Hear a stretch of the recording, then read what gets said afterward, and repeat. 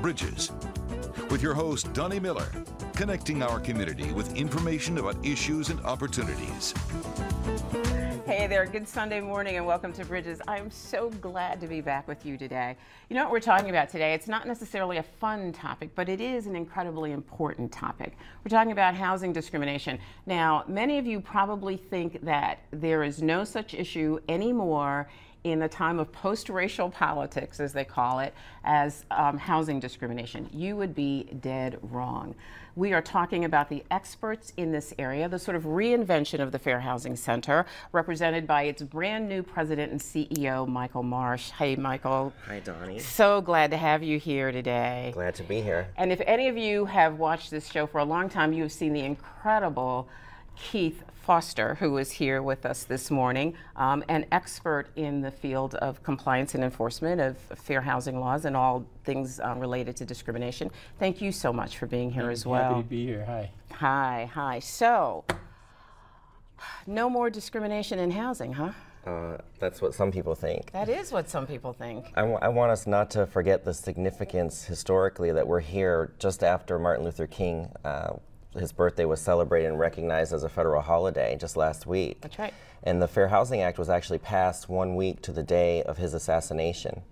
April 11th, 1968 is when the Fair Housing Act was passed, and he was assassinated on April 4th in Memphis. So I don't want us to lose that significance and the tie to Dr. King and his leadership that he showed us in the civil rights movement. But yeah, some people do think that housing discrimination is a thing of the past. I was just having a meeting this morning before coming here with a gentleman, and he said, really, you know, aren't we beyond color and aren't we beyond racism? Yeah. And I said, well, let me tell you a little story. We just had a client within the last year or two who was African American. She's a pre-qualified home buyer. She got on the internet, as most home buyers do these days, and researched properties in neighborhoods that she wanted to see, provided her realtor with those property listings, and the realtor took her out a few times, never showed her any of those houses that she researched on the internet. Finally, after investing times and trips out with the realtor, she asked him, why are you not showing me these properties that I keep giving to you? And he said to her, because the white people in those neighborhoods do not want colored people moving in. Oh my stars, that was like within the last year or couple two? Years, right, Keith? We just filmed her story with the National Fair Housing Alliance as a video, as a testimonial. Yeah, it's on your YouTube. Is that the one Yes. that's on your YouTube? Yeah. And fortunately, we have the National Fair Housing Alliance, which was started by Shauna Smith from here in Toledo, who was our first director. And who will be on the show next week, in fact, talking about this topic. Yeah. And so it's a good resource that we have that we can share all the members of National Fair Housing Alliance. It's a very good resource. And we work together in a lot of things. We do things in conjunction. But we're here day in, day out. If there's a reason to believe that you're subject to discrimination in housing, our doors are open and we're ready to investigate. And going back to Martin Luther King, in one of his speeches, he mentioned the fact that he had sent out some African Americans and some white folks to the same places, and they were treated very differently. And so that's testing. That's what we do, is we'll send out somebody that might be black, somebody white, or somebody male, female, or somebody with children, without children.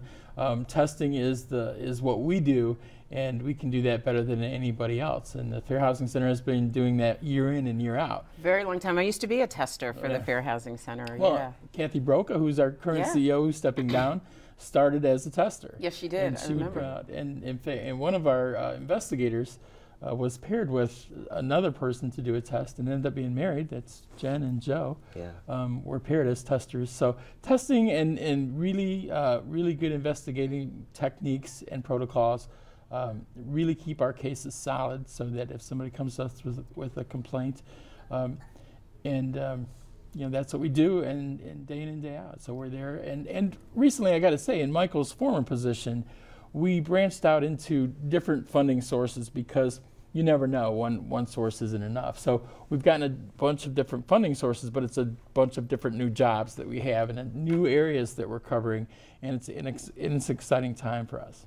You know, one of the things that is such a threat, I think, to the elimination, or at least the aggressive attack on discrimination, is the sense that we are beyond racial issues. And with the election of President Obama and the re-election of President Obama, the thought that Now we've got a black president, so there can't possibly be any racial issues. That, combined with a generation of folks who really don't remember the civil rights movement, and they really aren't taught about the essence of that movement in school. And so I would think that that lack of awareness would make your job so much harder. Yes, and actually, as you both mentioned, Shauna Smith is coming to town, the president and CEO of the national organization.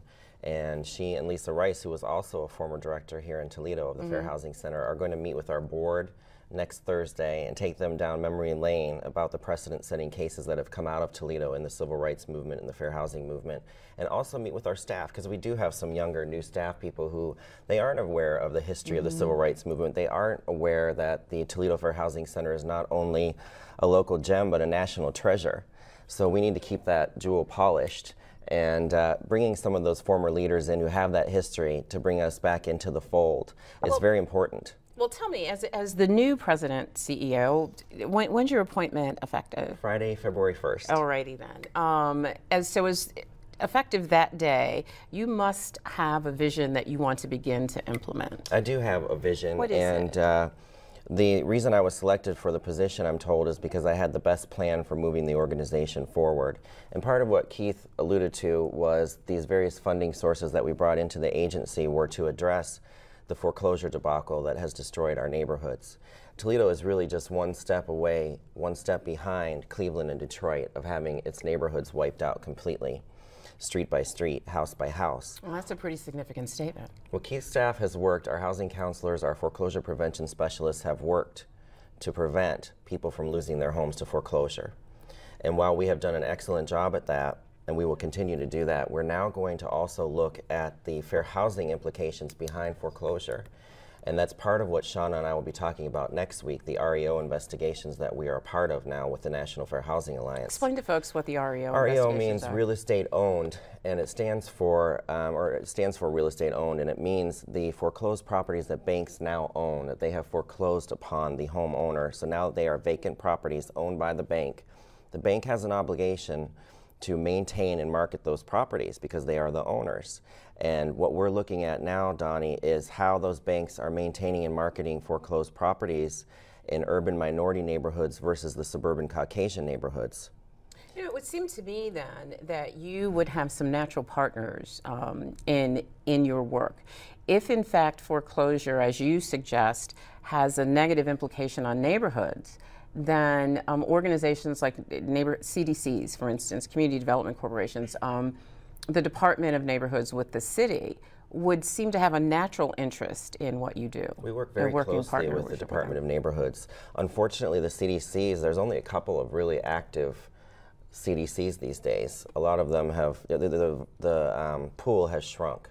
I know when I first got involved in fair housing 16, 17 years ago, there was a plethora of CDCs, community development corporations that we could count on to partner with, but a lot of them have either merged or have gone away. So talk to me a little bit more about your vision. I'm sorry, I interrupted you.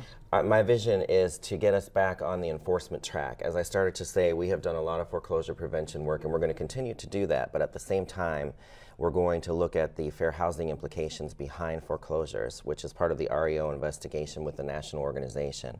We're also going to strengthen our partnerships with the national organization, NAFA, National Fair Housing Alliance, with HUD, which we've begun to do. HUD has expanded its program called the Fair Housing Initiatives Program. It's a pool of money that's allocated every year by Congress and the Senate to HUD, and private fair housing organizations like the Toledo Fair Housing Center go after this competitively. We're going, against our brothers and sisters, we're competing against this money. And the Toledo Fair Housing Center, because we've done such great work over the years and we've scored so high on our programs with HUD, our partnerships with HUD, we've been able to apply for multiple grants, and they just expanded the program where you can apply for and receive more than one grant at a time. So last year we applied for and received 3 FIP grants, which is $1.425 million. Oh, congratulations. It's unprecedented That's in the pretty agency's cool. history. I think that amount of funding, very few agencies get that amount of funding. Maybe one other in the country get that amount because of the programs that we have established and how well we perform. Let's talk about some of those programs for folks. What kinds of things are you providing now? I know you're providing your approaches to eliminating discrimination you're providing foreclosure assistance, Ending and then segregation of neighborhood, patterns of segregation in neighborhoods. That was one of the original intents behind the Fair Housing Act passage, was to end patterns of racial segregation. So what does that mean? When you say that you provide that as a service, what do you? It means that you open up opportunities for people. You literally open closed doors. For instance, the woman who I mentioned who was shopping for a home and the realtor refused to show her the neighborhoods that she wanted to see, the houses in the neighborhoods that she wanted to see. Those doors were closed to her. So let me say, because I'm still a little stunned and I really shouldn't be. But this gentleman said to her, the white people who live in those neighborhoods don't want you living in those neighborhoods. They don't like to see colored people moving into their neighborhoods. They don't like to see colored people moving into their neighborhoods. And that was in the past year or so? A couple years. It was a couple years. About 2 years ago. And is that rare? Well, I've been very proud of how the realtors in Toledo have acted and responded to discrimination issues, and they're very, they're very active in educating their brokers and the agents. But there are a few that fall through the cracks, and so that's how would that have been caught otherwise? Had somebody not caught us, and we were able to work with her and try to get some resolution for her. We're going to be teaching a class, a continuing education class for realtors in April.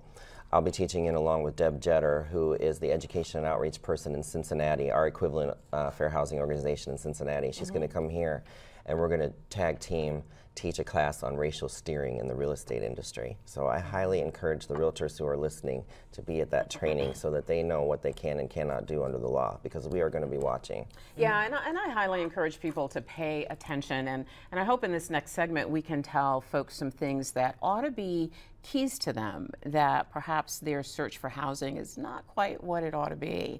There are ways that ensure that you are treated fairly in your search for housing, and these guys are going to talk to you more about it when we return in just a minute. Please don't go anywhere. We'll be right back.